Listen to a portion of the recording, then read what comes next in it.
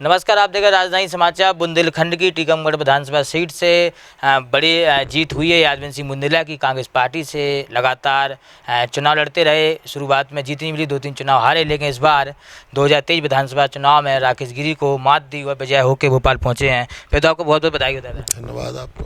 करवाइए। कैसे रहा ये सब चुनाव? बहुत मेहनत की, भागा दौड़ी रही, एक लग रहा था कि सरकार आई, सरकार नहीं है, लेकिन अब तो चुनाव जीत के भोपाल आए।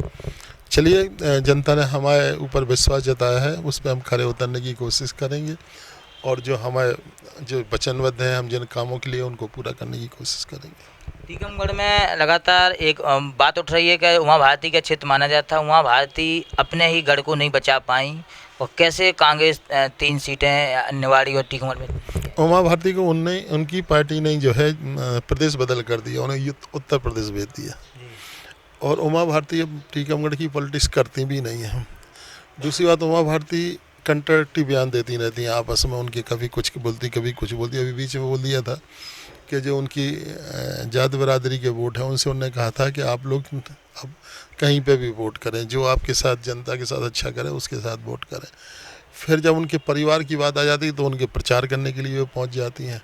कभी कहती कि अब हमें राजनीति से कुछ लेना देना नहीं। जब वो खुद ही कंट्राडिक्टरी बनी रहती हैं तो अब उनकी बात के ऊपर उनके समाज के लोग ही भरोसा नहीं करते हैं। जनता तो ठीक है।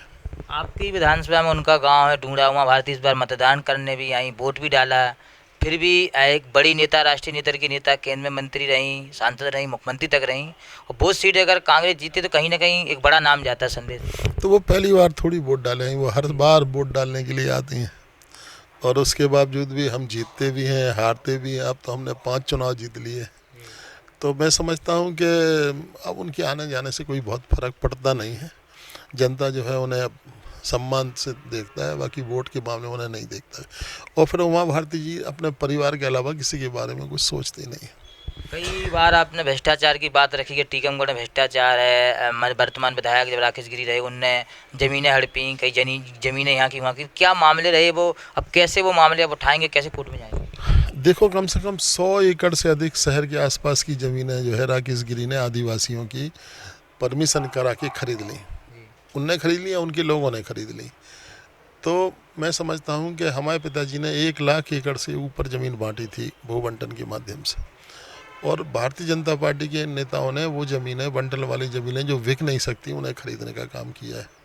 तो आदमी को आज के समय में भूमिहीन करना, खासकर आदिवासी वर्ग को, मैं समझता हूँ कि ये बहुत बड़ा राजनीतिक भ्रष्टाचार है।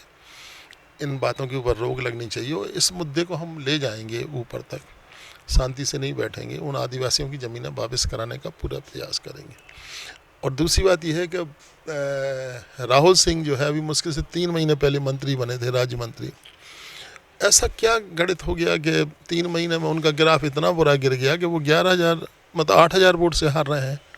पहले 11,000 से पीछे थे, फिर 8,000 वोट से हार गए चुनाव। तो जनता जब कोई मंत्री बनता है तो जनता उसको हाथों हाथ लेती है और जनता ये सोचती है कि अब हमारे लिए ये काम कुछ करेगा। लेकिन राहुल सिंह के साथ ऐसा क्या हुआ कि मंत्री बने तो उन्हें और बुरी तरीके से हरा दिया जनता ने कि तुम इस काबिल ही नहीं हो।